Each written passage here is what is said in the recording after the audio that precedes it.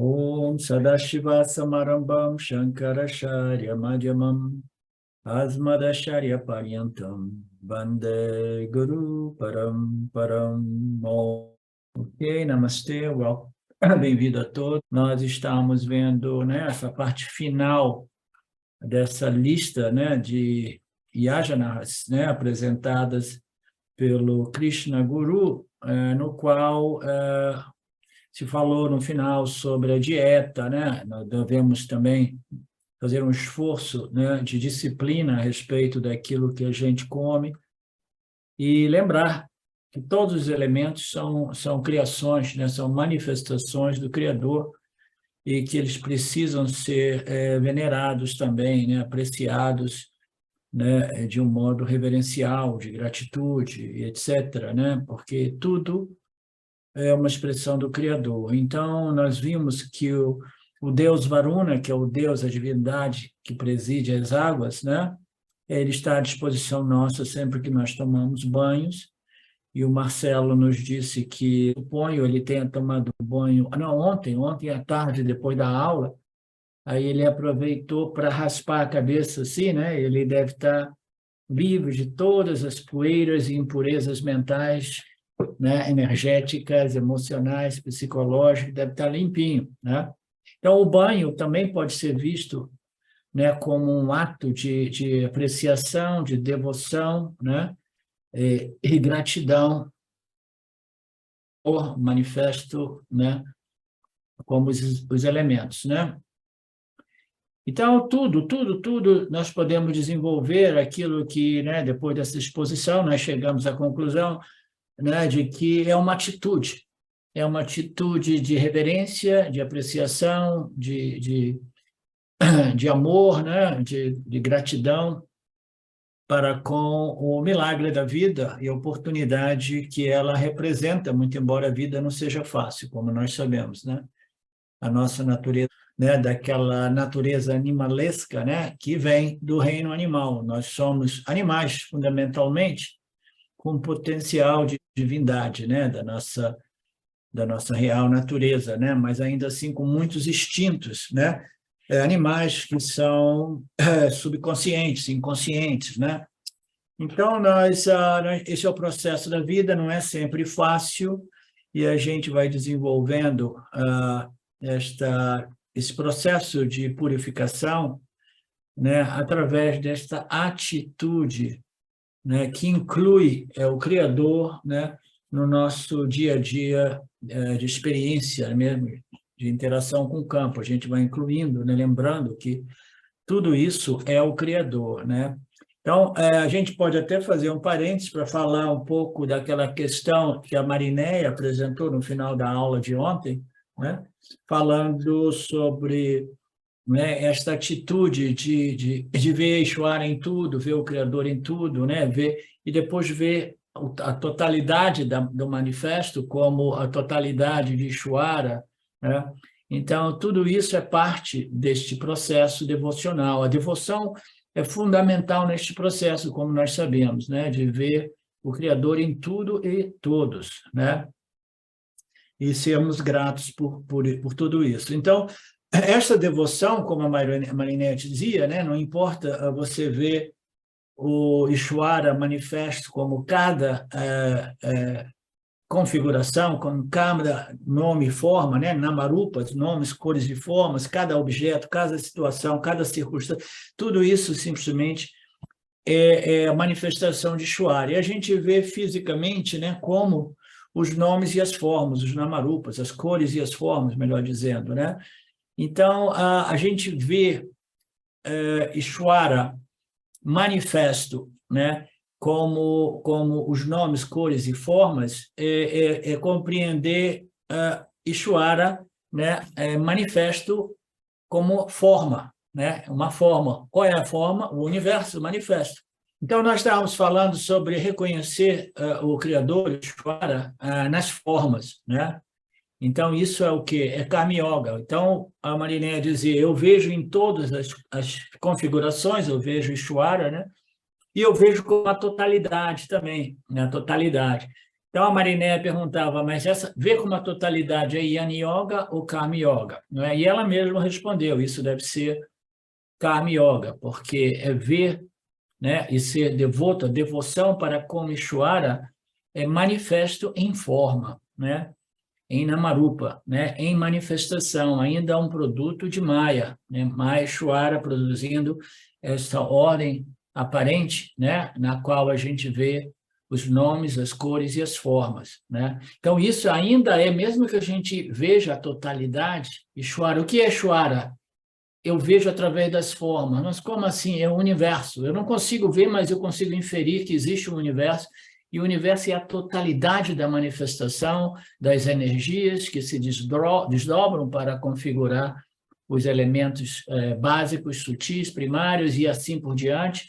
Ela vai grossificando para se tornar esse universo quase que infinito, né? Então, eu tenho uma visão de Ishvara manifesto como a totalidade das formas, das cores, né, que inclui o espaço, o ar, a água, etc., etc.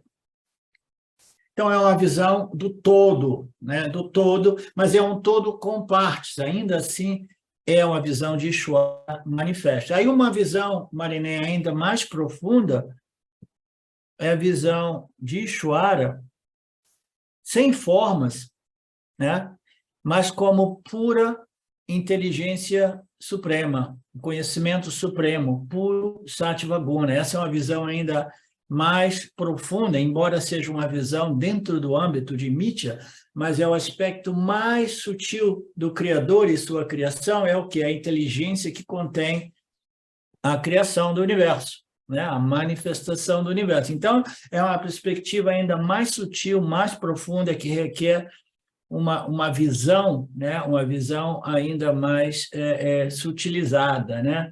Mais refinada, né? De ver a inteligência que sustenta e que projeta, não todo este universo, a inteligência que mantém o meu corpo físico vivo, né? A minha mente funcionando.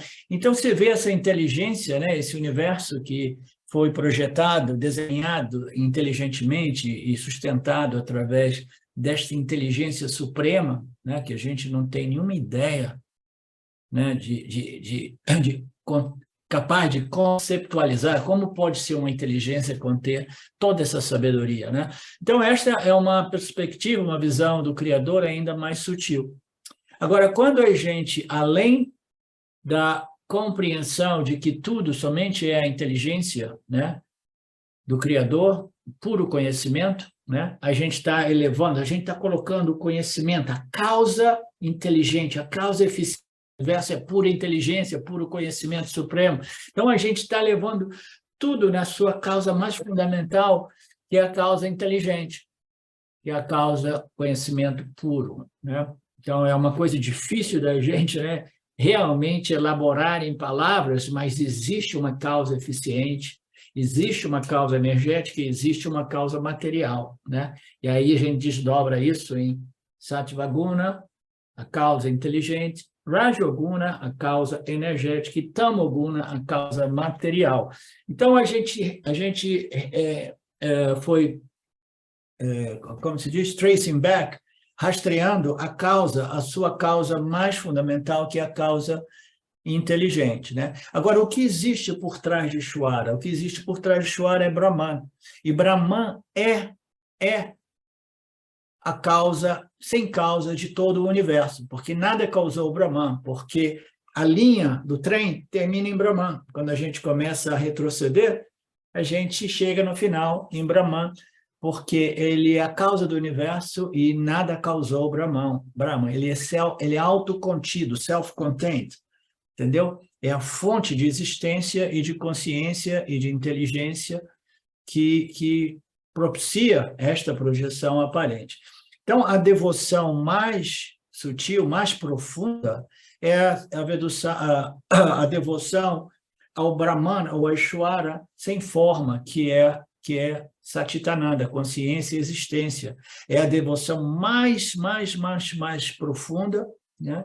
E ainda assim a devoção mais difícil, porque requer uma mente muito refinada, muito sutilizada, né, para para compreender que tudo é somente consciência, tudo é somente esse espaço como uma consciência como um espaço no qual tudo isso, né, é sustentado, ou é projetado, ou é sobreposto, né? Então, essa perspectiva do Brahman sem forma é a devoção mais elevada que existe, e isto, sim, é Jnana Yoga, Mariné, tá? Para concluir aquele parêntese de ontem, tá? Então, a gente vai fazendo de tudo isso práticas espirituais, yajnas, né? Com aquela atitude que inclui o Criador com forma, o Criador colorido pelos gunas, ou o Criador antes de ser colorido pelos gunas, assim por dizer. Então, o Criador com atributos e o Criador sem atributos, o Criador com formas e o Criador sem forma, né? O Criador cheio de inteligência e conhecimento, e o Criador que é além do conhecimento e da sabedoria, mas é a fonte que propicia a Ishvara o conhecimento de todo o universo manifesto, né? Então, alguma dúvida, Marinéia? Alguém quer dizer alguma coisa a respeito disso?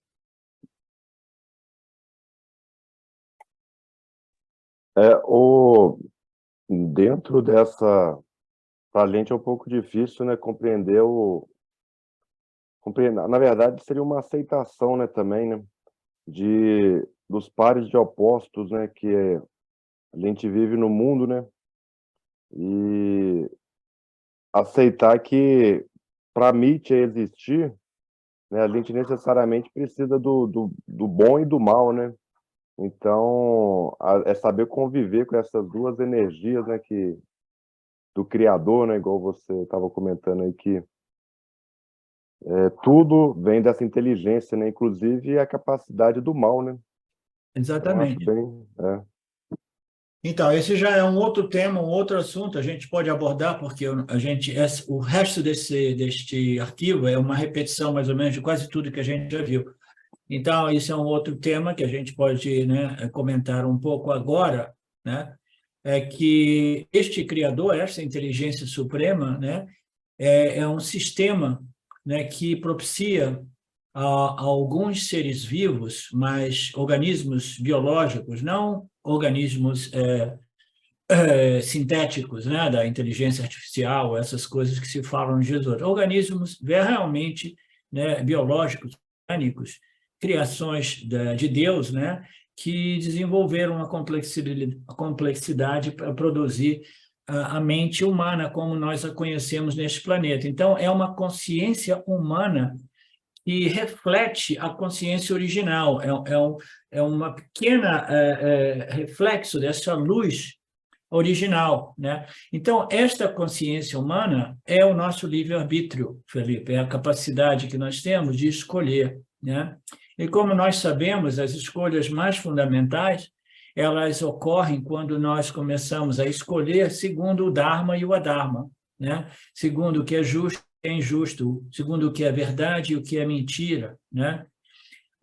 Então, o que é realidade, o que é ilusão, né? O que é o bem, o que é o mal, né? Então, esses pares opostos, eles existem somente do ponto de vista da mente humana, do jiva humana, porque o jiva humana é que percebe o fenômeno, né? Essa manifestação fenomenal, percebe e desenvolve dois sensos, né? Um é o sentido de que eu gosto, eu quero, eu não gosto, eu não quero, né? E isso aí é o aspecto animalesco, né, da experiência humana. Mas não somente desenvolve esse senso, né, eu gosto, eu quero, eu não gosto, eu odeio, né, como também, além, né, ao nível mais superior, ele transcende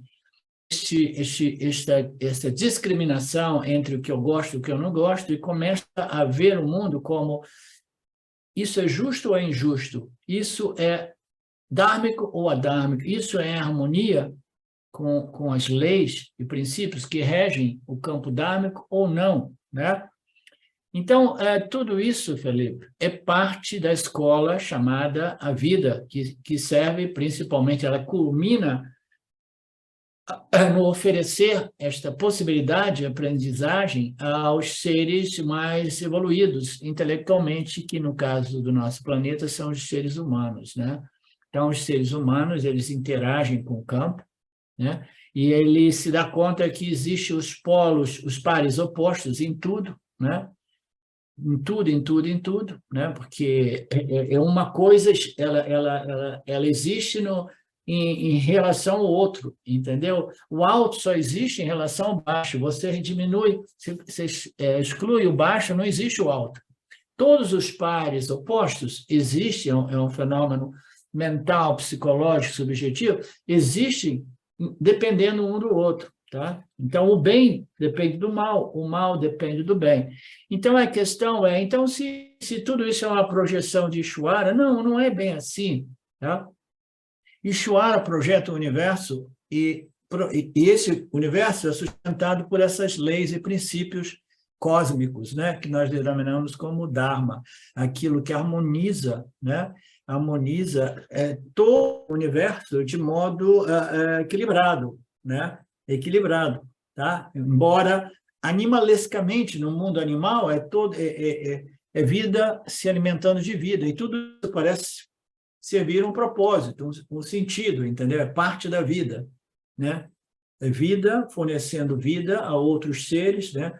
Então, a gente não pode negar este princípio, dizer, não, a vida é cruel, a manifestação é cruel. Por quê? Porque eu vi hoje, né, um rato comendo uma barata, e a barata estava caminhando felizmente, né, numa tarde de domingo, né, toda feliz, querendo tomar um sol, e o rato foi lá e comeu a barata. Então, essa é a crueldade, né? A gente não pode contestar esse aspecto deste universo, no qual os seres vivem em harmonia, mas eles são guiados, governados por esses programas, né, a nível causal, né, subconsciente. Eles agem segundo a sua natureza animalesca. Então, o ser humano é um animal também, que no início ele age de modo animalesco.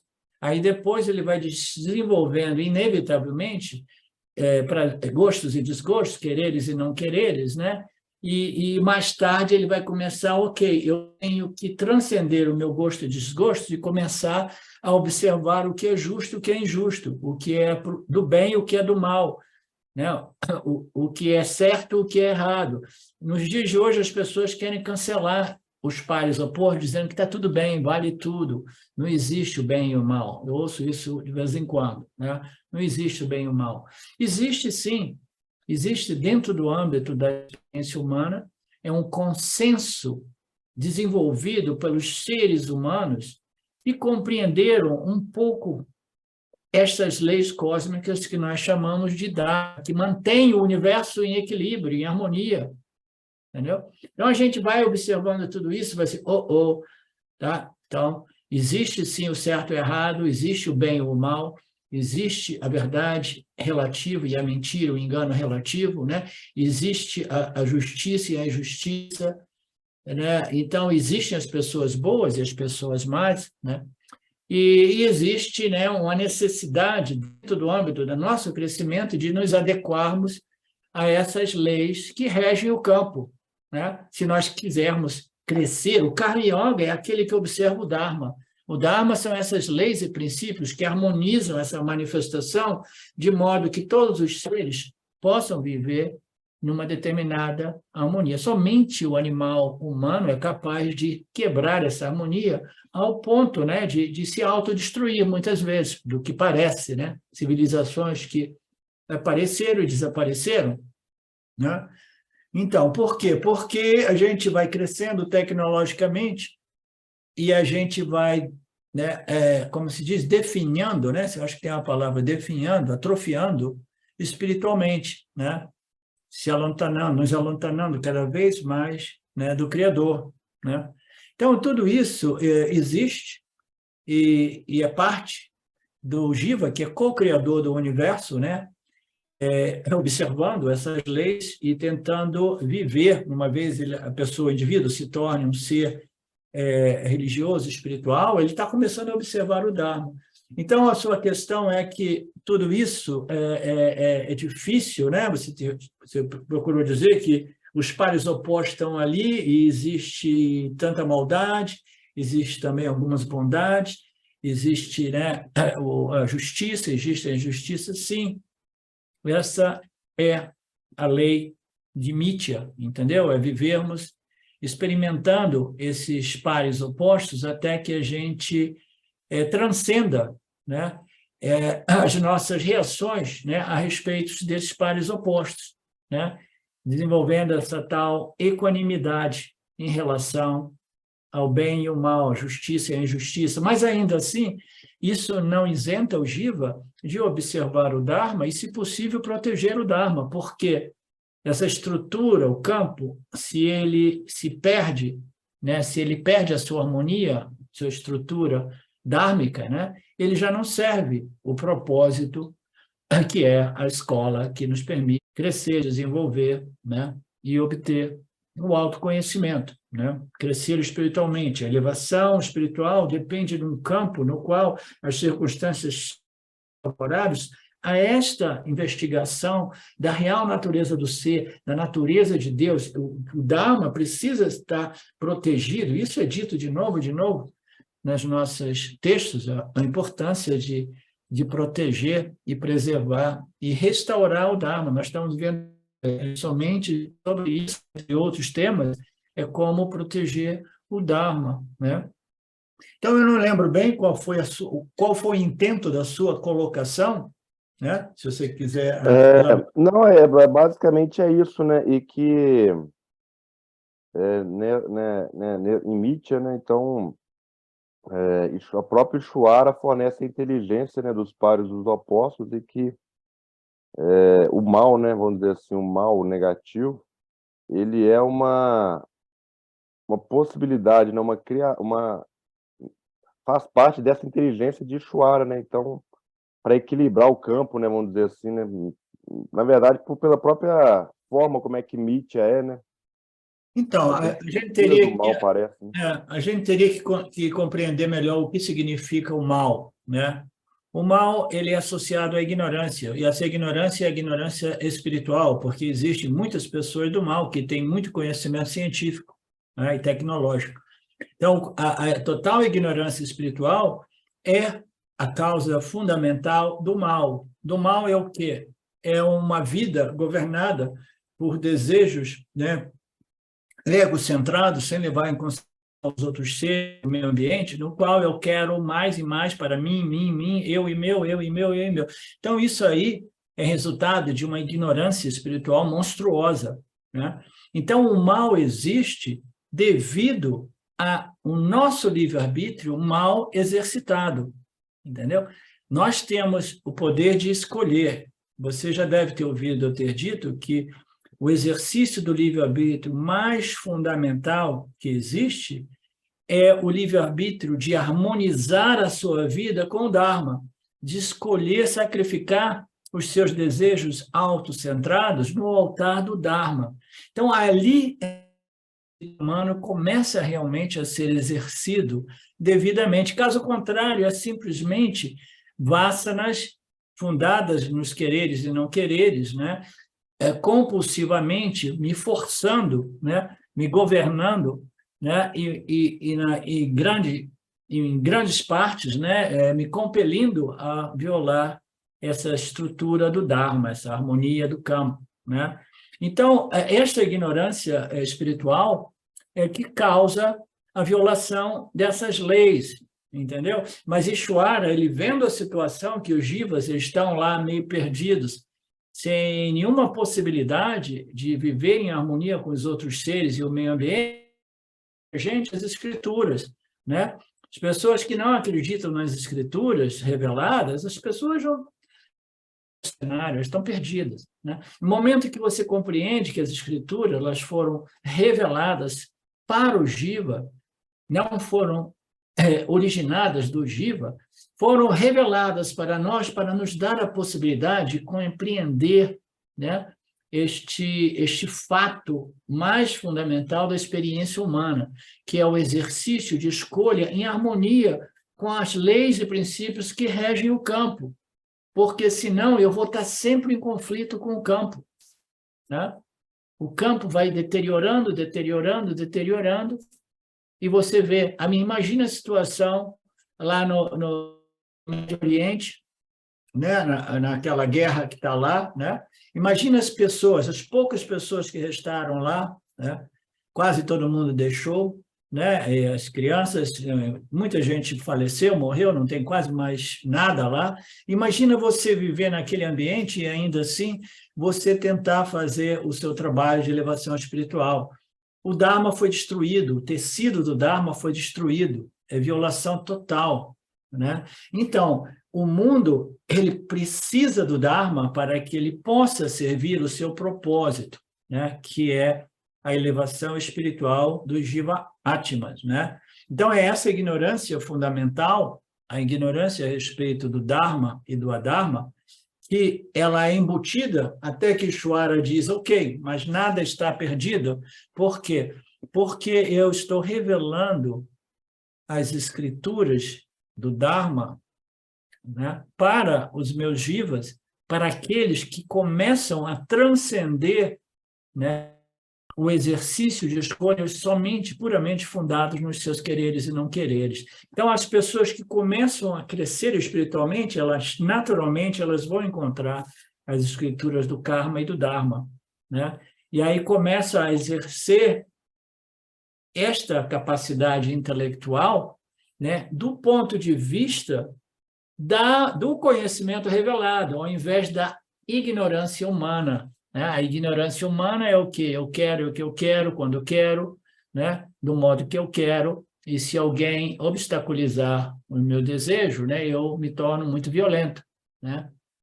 Então, para nós transcendermos esse aspecto animalesco da experiência humana, a gente precisa crescer em méritos espirituais, ao estar em contato com as escrituras, comecem a observar o Dharma e viver segundo essas leis e princípios, né, que harmonizam não somente a nossa experiência com o campo, mas também a nossa experiência a respeito do meu relacionamento com o Criador. Né? Ao invés de estar sempre reclamando do Criador, né, eu começo a ser grato de espírito, né, do Yajanasa, né, que é aquela atitude na qual eu sou grato pela oportunidade, né? Então, eu queria só adicionar isso, né, que a base de tudo é a ignorância espiritual. A ignorância espiritual vai forçar os jivas a desenvolver escolhas que são centradas no ego, o ego que quer somente o que ele quer e não quer o que ele não quer, né? E assim a gente vai deteriorando esse tecido do campo que é o Dharma, né? E isso se torna um problema, né, no final das contas, né? Porque aí este campo de interação vai perdendo o seu propósito. Alguma coisa mais, Felipe? Então, a gente precisa de reconhecer que nós somos responsáveis por tudo isso. Se o mal existe, porque nós, humanos, né, como uma totalidade, né, de eterno, Jiva eterno, né, neste planeta, né, digamos assim, nós nos afastamos deste conhecimento espiritual revelado, né? Nos tornamos mais e mais materialistas e egocentrados, ao ponto de violar o Dharma de tal modo que vivo numa situação no qual a confusão é total entre Dharma e Adharma. Confusão é generalizada, né, entre o bem e o mal, o que é certo, o que é errado, o que é homem, o que é mulher, né, o que é um pai, o que é uma mãe, o que é... É todas essas coisas doidas que a gente vê nos dias de hoje, né?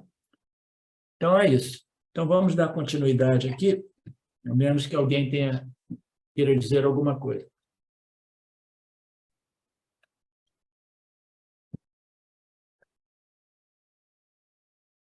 Então, entre todos os yajanas, nós vimos que a observação daquilo que a gente come, daquilo que a gente faz, né, lembrança de que tudo é Ishvara manifesto, segundo os elementos e tudo mais, né?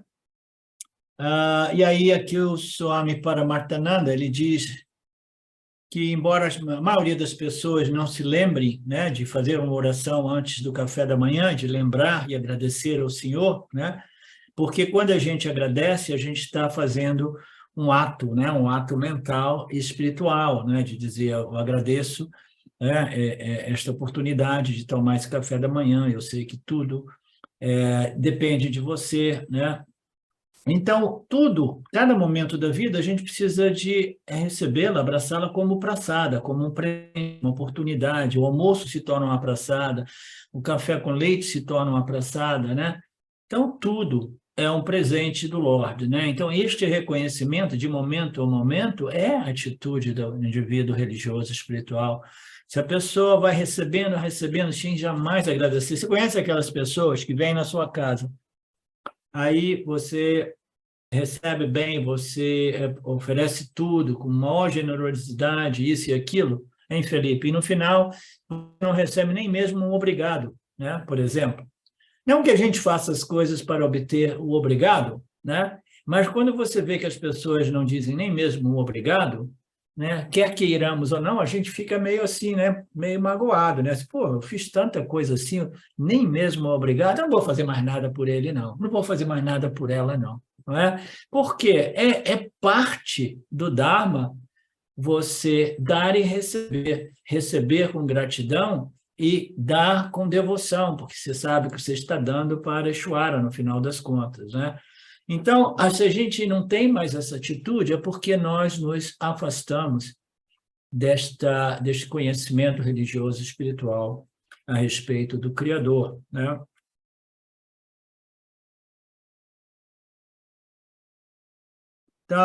Então você come tudo aquilo como um ato religioso espiritual, uma atitude do Karma Yoga, o Yajna Shistha, né? Então, esses são grandes sadhakas. Sadhakas são aqueles que fazem sadhanas espirituais ou aqueles que convertem as interações do dia a dia, de momento a momento, em atitudes religiosas e espirituais.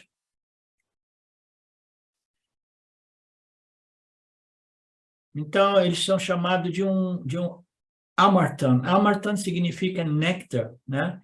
Por que essas práticas espirituais elas são referidas como néctar, né? Porque o néctar é o que conduz ao autoconhecimento e à libertação. O néctar é puro punha espiritual. A vida de tal pessoa levará ao autoconhecimento e a moksha, ou reconhecimento da sua real natureza imortal, né? Não pense que o néctar da imortalidade, vocês lembram dessa história, o néctar da imortalidade, né? Existiam tantos livros no misticismo, esoterismo, por aí, o néctar, né? Aí você tem que entrar na escola de alquimia para conseguir, né, misturar todos os elementos, criar um néctar, tomar o néctar e permanecer jovem para sempre, né? A imortalidade. Não, a imortalidade ela não pertence ao corpo físico, né? Não pense que isso é realmente um líquido, uma bebida que se encontra nas montanhas dos Himalaias, né, produzidas por alguns desses alquimistas. Não, nada disso faz sentido, né? Isso significa o puro conhecimento que nos permite, né, abraçar, reivindicar e realizar, né, a nossa natureza imortal na consciência, como consciência, existência de natureza infinitamente não limitada, né? Então, aqueles que reconhecem isso, né, reconheceram a sua natureza imortal. E você, quando você faz esse trabalho, você pode sentir, observar a mudança na sua mente.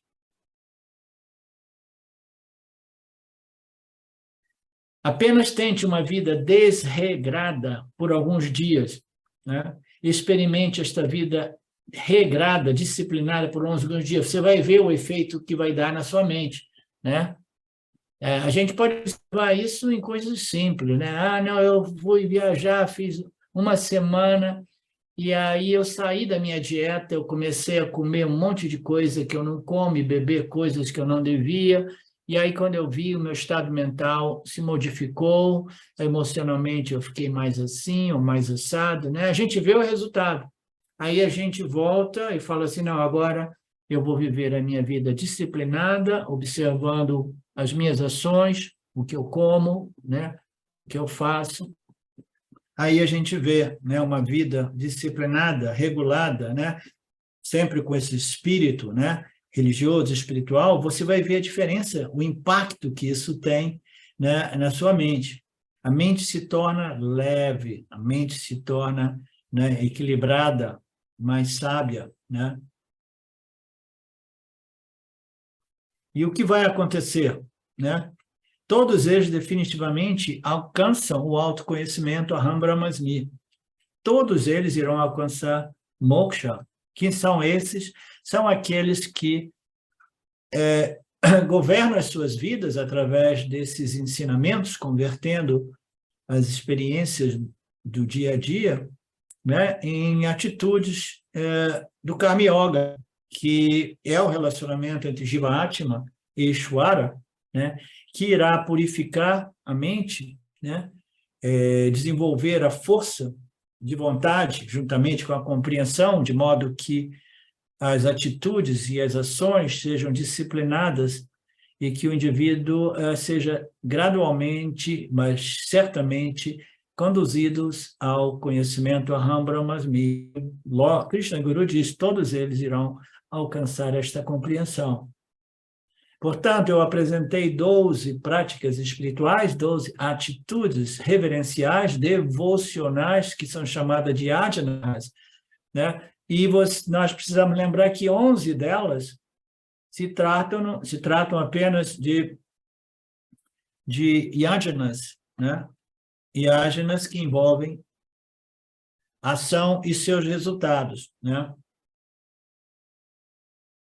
E todas essas 11 práticas, que são partes integrantes do Karma Yoga, né? Converter as ações em práticas devocionais, de gratidão, de reverência, de oferenda, né, ao Senhor, tudo isso, né, ela não produz moksha, esse é o ponto aqui. Nada disso produz moksha, né? Essas 11 yajanas, elas irão preparar a mente para o autoconhecimento, né? Então, o último yajna é o Yana Yajna, nós vimos repetidamente nas últimas aulas, né? Mas a gente vai precisar de uma vida religiosa e espiritual que irá nos conduzir ao Yana Yajna, né? Que é o autoconhecimento direto, ou na linguagem, muitas vezes, do Paramarthananda, o aspecto filosófico do Vedanta, que são os Upanishads, que são os aspectos de identidade, né? de declaração de identidade do Jiva, em sua natureza não limitada, como consciência, né? Então, este é o ponto, né? Todas essas práticas, elas são partes integrantes do Karma Kanda dos Vedas, a parte, né, que envolve ações, né? Ações podem ser mentais, verbais e físicas, né? Muitas dessas ações que convertem, né, interações ou ações do dia a dia em atitudes religiosas e espirituais, ou atitudes do Karma Yoga, ainda assim são ações, né? Ações mentais de reconhecimento do Senhor, de devoção, agradecimento, reverência, né? Então, tudo isso é parte de ações mentais, verbais ou físicas, que produzem resultados. E o resultado é o quê? Purificação, crescimento, maturidade, refinamento, né, do complexo corpo-mente, que irá nos conduzir ao Yana Yajna, ao Yana Yoga do Vedanta. Irá produzir gradualmente o desejo pelo autoconhecimento. E mesmo depois deste desejo do autoconhecimento, esses próprios yajanas darão punha suficiente para obter um guru. Então, está falando que não somente a atitude do Karma Yoga desenvolvida, né, deste ângulo aqui, né, apresentado pelo Krishna Guru, né, todas as ações, né, que permeadas por uma atitude de amor, devoção, gratidão e doação ao Criador, né, reverência, né, elas darão punha para você desenvolver o desejo pelo autoconhecimento, mas aí precisa de um outro punha. É um punha de você obter um guru, né? Um professor, né? Para que propicie uma atmosfera, né, adequada para a assimilação desses conhecimentos do Vedanta, né? Do Yana Yoga do Vedanta. Então, todas as condições necessárias, Ishvara irá fornecer para aqueles indivíduos, né, que se tornaram, né, seres religiosos e espirituais, né, através desta relação devocional com o Criador. Neste caso, o yajna será fácil, aqui está dizendo, será como uma caminhada, uma passeada, né? Quando as coisas são mais fáceis, existe essa expressão, é como se fosse uma passeada, né? E como resultado disso, né, eles alcançarão a compreensão Ram Brahmasmi, eu sou o Brahman eterno e imortal. Portanto, Krishna glorifica as pessoas que praticam todos os yajnas.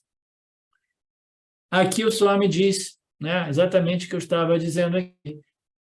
Podemos, né, aqui chamar de todos esses sadhakas que praticam o yajna, né, de karma yogis. É a mesma coisa, linguagens diferentes para dizer a mesma coisa, né? Tendo glorificado essas pessoas disciplinadas, Krishna agora critica fortemente as outras pessoas que não praticam o Karma Yoga, o Yajna, né? Então, Krishna os condena fortemente. Ele diz que adhyajnas, para os não executores de Yajnas, infelizmente, há pessoas que não acreditam na disciplina, eles pensam que eles possam viver uma vida licenciosa consumindo o que eles querem, custe o que custar, né? Eles têm um conceito errado do que seja libertação, liberdade. Eles não compreendem o direito humano, a justiça, conceito errado de direito humano, porque devo seguir alguma escritura, porque devo seguir algum guru, sou um ser humano, sou uma pessoa livre, eu faço o que eu quiser e assim seja, né? Então, são esses conceitos licenciosos que a pessoa diz, mas que escritura, que professor, que comandamentos dármicos, né, desta religião, daquela religião, vale tudo, né? Vale realmente tudo. Você está aqui para consumir objetos de desejos, né? E pronto para passar por cima da cabeça de quem quer que esteja, né, obstaculizando o seu desejo, né? Então, essas pessoas são muito criticadas pela nossa Sampradaya, e aqui o Krishna Guru faz essa crítica, né? A gente pode traçar alguns paralelos, né? Se você vai num médico e o médico diz, olha, você tem que seguir uma disciplina nova, uma disciplina de uma dieta nova, fazer alguns exercícios, né, para você recuperar a sua saúde física e mental, né? Então, o benefício é de quem? De fazer tudo isso, de seguir essas orientações. O benefício não é do médico. O médico teria benefício se o indivíduo não seguisse e voltasse a cada 6 meses pedindo mais receitas que ele, né, ou conselhos que ele não seguiu, né? Então, é aquela história, se um médico ele vai prescrever alguma coisa, tratar um cliente, um paciente, curar o paciente, ele está perdendo um paciente, que é perdendo um grande negócio, né? Me lembra daquela história, daquela piada do cara, ele nasceu numa família de médicos, né? E tinha aquela senhora que já tinha mais de 90 anos, e o pai nunca tinha conseguido dar jeito nela, ela tinha algumas doenças crônicas, e ela permaneceu. E o filho assumiu o consultório do pai, começou a tratar os clientes, os pacientes do pai, e aí ele conseguiu curar aquela senhora. Aí ele volta para casa muito feliz e diz para o pai, pai, o senhor lembra aquela senhora assim, assim, assim? Né? O senhor tratou ela a vida inteira, eu consegui curar aquela velha, né? Aquela senhora, né? Aí o pai olha para ele assim, seu idiota, né? Aquela senhora, né? Ela sustentou essa família, ela pagou a sua faculdade, ela é muito rica e você acabou com aquela fonte de recursos. Agora ela está curada, né? Então, o médico não tem nenhum interesse, o guru não tem nenhum interesse. O interesse é por parte do discípulo, né? O discípulo, se ele seguir as escrituras não perdem nada, o guru não perde nada. Quem perde é o discípulo, é o estudante, que simplesmente rejeita essas escrituras, né?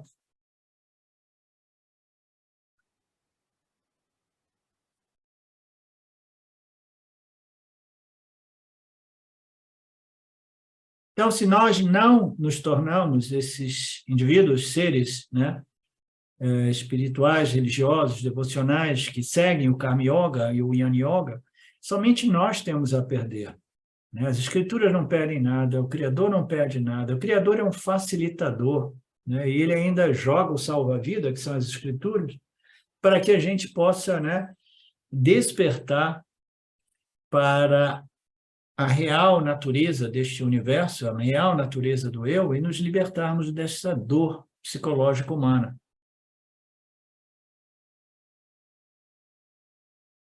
Então, o que quer que eles queiram fazer, eles fazem. É uma vida, né, onde você faz aquilo que você quer fazer, como eu falei ontem, aquele meu velho amigo lá dos Estados Unidos, que ele diz, quando eu gosto, eu compro e como. Chega.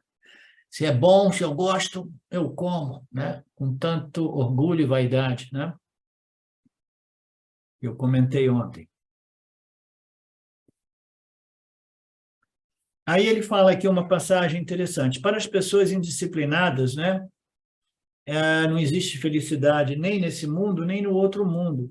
Então, ele quis dizer que mesmo a felicidade mundana se torna impossível para essas pessoas materialistas, essas pessoas indisciplinadas, essas pessoas não religiosas, espirituais. Elas não conseguem ser felizes na medida que elas rejeitam este conhecimento espiritual. Você pensa que essa galera aí, super milionária, bilionária, elas são felizes? Né? Jamais. Quem é que pensa que elas são felizes porque elas têm milhões ou bilhões? Né? São nada. Né? Elas perderam a capacidade, né, intelectual, emocional de ser felizes no processo da violação de Dharma que propiciou acúmulo de milhões ou bilhões em dinheiro. Né? Então, este instrumento de experiência, que é o complexo corpo-mente, ele é danificado num extremo tal que a pessoa não consegue ser feliz. Né? Porque para ser feliz, você precisa de um bom instrumento de conhecimento e experiência. Mas se ele estiver doente, adoecido, né? Totalmente corrompido, então até mesmo a felicidade mundana se torna impossível. Da saúde física vai para o brejo também, né? A primeira sinal de todo esse declínio é a saúde física também, né? Que se manifesta. Depois, qual é a segunda vítima? A saúde mental. Saúde mental, a pessoa começa a ficar psicologicamente doente. Mas ainda assim, esses super ricos, os violadores do Dharma, eu não estou querendo dizer que todos os ricos sejam violadores do Dharma, mas a grande maioria. Mas quando eu falo de rico, não são aqueles ricos normais, aqueles que acumularam milhões e bilhões, né? Que quase invariavelmente são violadores do Dharma. Então, eles têm todos os prazeres ao redor, mas eles não conseguem ser felizes. A mente, o corpo foram danificados no processo. Eles não desenvolveram uma personalidade bem integrada, um equilíbrio entre o materialismo da experiência humana e o espiritualismo, que é o propósito fundamental de uma vida, de uma encarnação humana. Eles não se adequaram e se harmonizaram ao campo. Eles não são uma pessoa disciplinada e organizada, é um caos, tem pessoas que são caóticas, se perderam no caos, esquecem tudo. Né? Portanto, Krishna diz que essas pessoas indisciplinadas, não religiosas e espirituais, elas nem sequer conseguem ser felizes com os prazeres do mundo. Né? Aí elas se tornam disfuncionais, né? Ou psicopatas, sociopatas, né? Que querem poder, poder, poder, poder, poder, poder, né? Como se o poder pudesse preencher este vazio, né? E quando não existe possibilidade de prazer e felicidade nesse mundo, né, o que dizer dos outros mundos? Porque é uma passagem desse verso. Você não vai ser feliz nem nesse mundo, não existe nem outros mundos para você. Se você não consegue se elevar dentro do âmbito desses prazeres materiais deste mundo, como você vai ter prazeres nas locas superiores? É impossível, porque você não tem acesso às locas superiores. Existem as 7 locas superiores e 6 locas inferiores a este plano de densidade física, segundo as nossas escrituras. Se você viola o Dharma, pensando, tudo bem, eu não encontro prazer aqui, mas eu sou tão rico que eu vou obter prazeres nas locas celestiais superiores. Não, a sua direção é para baixo, né? Você está indo para as locas nas quais o sofrimento é ainda maior. Não existe outro mundo para você, o indisciplinado, violador do Dharma. Não existe felicidade após a morte para esses indivíduos. Não existe Svargam, paraíso celestial, para tais indivíduos. Você não vai conseguir nenhuma felicidade em local nenhum.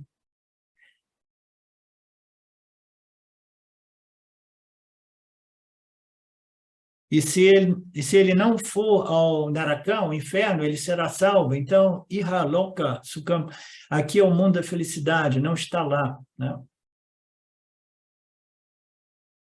Definitivamente não é possível para quem é um indisciplinado, um indivíduo puramente materialista, um indivíduo não espiritual, religioso.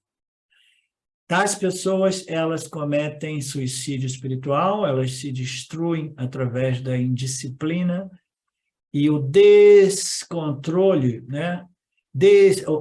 Pessoas governadas puramente pelos prazeres dos sentidos, né? E os prazeres mentais, que é o acúmulo de poder, entre outras coisas, né? Om Purnamada Purnamidam Purnamudachyate Purnasya Purnamadaya Purnameva Vashishate Om Shanti Shanti Shanti. Namastê. Olá, queria trazer aqui para vocês o quanto eu tenho me beneficiado dos ensinamentos do Vedanta. Esses ensinamentos do Vedanta, eles mudaram a minha vida, o meu estilo de vida, né? A partir de uma compreensão sobre Jagata, o mundo, sobre essa pura inteligência, Ishvara, sobre o Jiva, né? A mente, o funcionamento, sobre a aplicação do Karma Yoga diariamente na vida, o quanto isso beneficia a purificação da mente, né? Para poder daí acessar aquilo que é mais valioso. Aliás, eu diria sem valor estimável, inestimável, né? Uma riqueza profunda, que é a compreensão sobre os ensinamentos de Satya, a consciência, a existência ilimitada que sou. Bom, eu sou uma aluna de Vedanta, desse grupo, Vedanta Brasil, que iniciei a jornada, estou no começo da jornada, mas essa jornada seria impossível sem o apoio diário de um professor qualificado, o professor Arlindo Nagar, nosso professor, que dedica a sua vida, que dedica as batidas do seu coração exclusivamente para o ensino do Vedanta. Ele gosta de usar a frase o coração que se doa recebe. Então ele é esse coração que doa. E aí a minha pergunta e o meu convite é: e você? Tem se beneficiado também dos ensinamentos, da compreensão, da clareza desses ensinamentos que são trazidos para nós? Sim? Se sim, o coração que doa recebe. Então o convite é: se você se beneficia, você pode também fazer uma doação.